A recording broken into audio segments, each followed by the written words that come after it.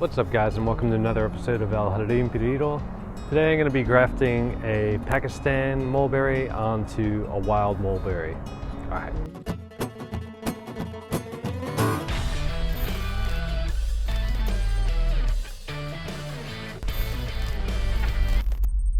Alright, so I'll put a link to some of the other videos in which I've topped mulberries and grafted on different varieties. This is a small Pakistan that I got from someone online. So I'll be grafting that onto the mulberry behind me. This is just a wild mulberry that I dug up from behind my fence off my property. And yeah, this is a failed graft. And the first lesson I'm gonna tell you right now is if you plan on doing a multi-graft or anything of that sort, you want to take down basically anything but what you're grafting onto. So say if I put a graft on here, I have to cut back all of this stuff and focus that growth only onto the graft. So I learned a few things about mulberries and grafting, and I'll walk you guys through that. One of the biggest differences between mulberries and other say like stone fruits and stuff, and most ficus, is the fact that they bleed a lot of latex. Right now we're in late winter, mid-late winter, and it's a pretty good time to graft because the trees are semi-dormant. There's still some flow. Some of them are actually breaking out. Some of the varieties, we're having kind of a fool's winter here. So you want to make sure they're not completely dormant, but when they're kind of waking up and breaking out of that, that's when you want to do this. All right, so the first thing we want to decide with this is where, why. But one thing about this mulberry and lots of wild mulberries is they have a lot of shoots. So I'm gonna have to take out this side shoot here, and I'm thinking of grafting onto here. I'm gonna do a cleft graft. I've done a bark graft with mulberries and they took off wonderfully, but they're very weak. So I want to do a cleft graft because they're a bit stronger. Because I've unfortunately, one of the other ones I did out front, I had literally just a bird perch on it and whoop, there it goes. So what I'm going to do here is pretty much top it off, leave this, take off any of the other branches. I'm going to take this guy out, and that's how I'm going to prepare it to graft. One of the first things you want to do is wipe off your tools. I'm going to be doing some heavy pruning, so got some pruners here, nice and sharp, cleaned up. Of course, my trusty grafting knife. You can usually find these online. I got mine on Amazon pretty cheap. All right guys, so like I said, it's going to be drastic. We have, I'd say about 12 feet of this off camera, but we got to do what we got to do, right?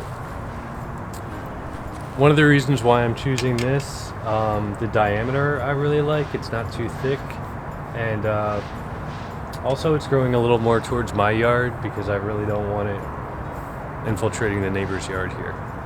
Yeah, on a side note, I don't use aluminum foil on my windows. Okay. Also, when you're topping and doing things like this, you're going to want to cut at a slight 45 so that water trickles off and doesn't sit on there and rot things out. Another thing I'm going to be careful with is if this is what I'm grafting onto, I'm going to leave a little space up here. If you're pruning, it's different.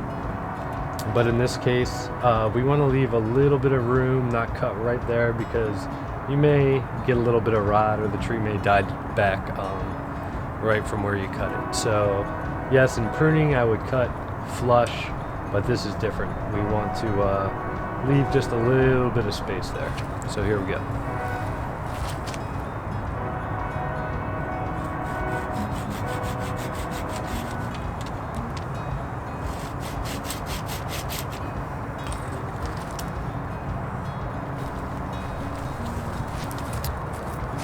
All right, there we go, nice and clean.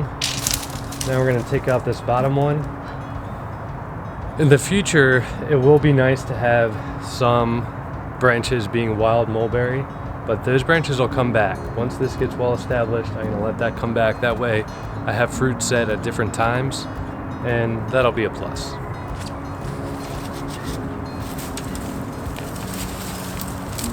Alright, so off camera I just took out the side chute there.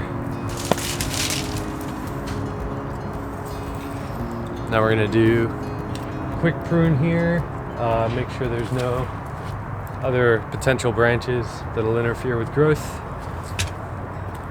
Got that one, pruning it flush.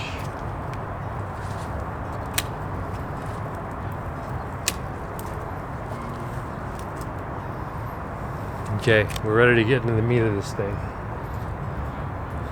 So one thing I'm going to do, this is a nice level too. I like where it's going to canopy from. And I could go down here, right at the base of it, but I'm going to come up a little bit, give myself some wiggle room. I'm going to cut right below the last node here.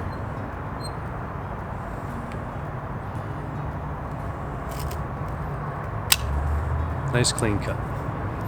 Alright, we're going to clean off one more time because now I'm going to take the scion, the donor, from the Pakistan here. So if you see here, it is an active growth. It's just breaking out. That's okay. I'm going to nip off a nice piece that will graft nicely onto there. Yeah, what I'm going to do is I'm going to take down this growth because I have a nice bud here ready to pop. So make things easier to wrap. But yeah, that's going to be my scion.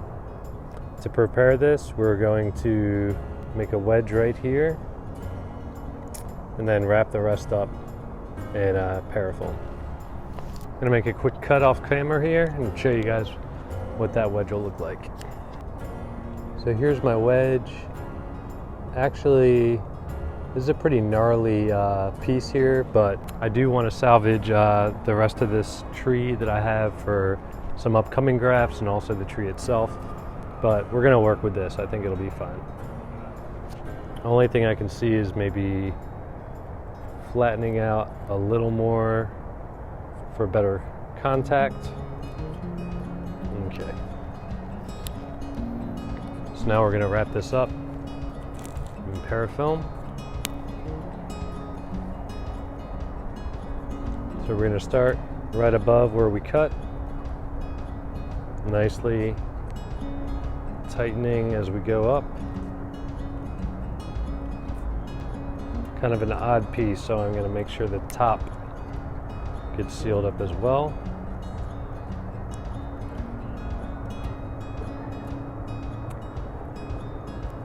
Coming back down. For you guys who do not know, this stuff is awesome. You don't even have to worry about taking it off. The buds will push right through it. It's great. Get that on Amazon too. For the rest of it, I'm gonna bring you guys in. All right, so here we are. What we're gonna do is make a wedge on this. Just slowly rocking back and forth. Splitting it down. Making sure it's long enough for the scion. And we're going to slip this. I like to pry it open with the knife. Just slip this right in there.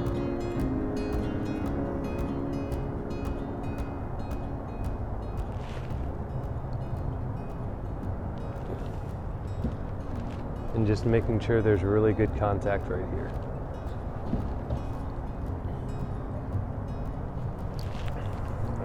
Now we grab the fishing line. Make sure you have quite a bit. Start from the bottom.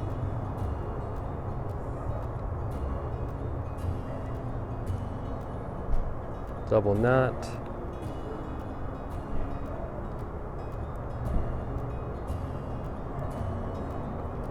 Start coming up. And you're going to tighten as you come up, ensuring that contact is nice and strong. Now we're going to come back around all the way down. Okay, and then we're going to tie it off.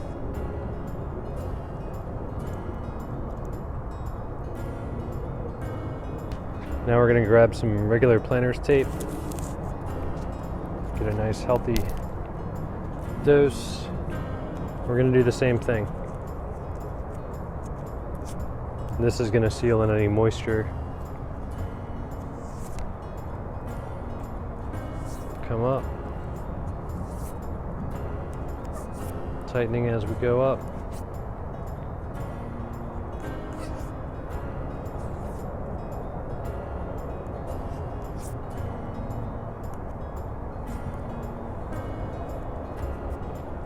Come back down. We're going to tie it off. And I'll be sure to label this in a little bit. All right, guys, so it looks like we're all set here. The reason, excuse the buzzing, my neighbor's light just does that. The reason why we did the fishing line first and then we did the planter's tape is because these tend to weep a lot. You can probably already see where I cut it, it's weeping that latex. You do want to retain a lot of moisture in the beginning, I'd say the first week. But if you leave only the planter's tape on, it's gonna get saturated and eventually rotted out. I've had that happen and fail some grafts.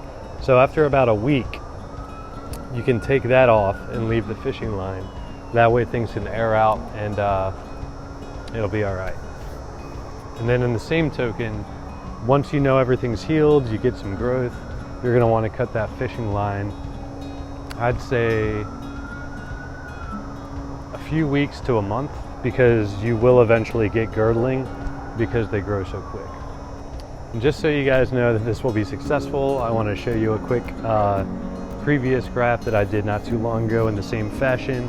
I took one of the wild mulberries and I grafted, I believe, an everbearing onto it, but we'll go check that out real quick. As you'll see here, same principle, I topped it, and we have a really nice take on this graft after a couple of weeks here. All right, guys, we're running out of daylight, so that's gonna have to do it for today's video. Hopefully between this one and the last few I did, you have enough information to be able to do this yourself. Same thing would apply to figs and other ficus. All right, guys, I hope you thought this was helpful. Feel free to leave comments or if you have any questions or anything like that. I know it was pretty quick. I've done this a lot of times, so I may have skipped over some things. Also consider subscribing if you haven't already, because as well as grafts and multi-grafts, I do a lot of other stuff that could probably benefit you guys. Anyway, guys, as always, thanks for watching. Until next time.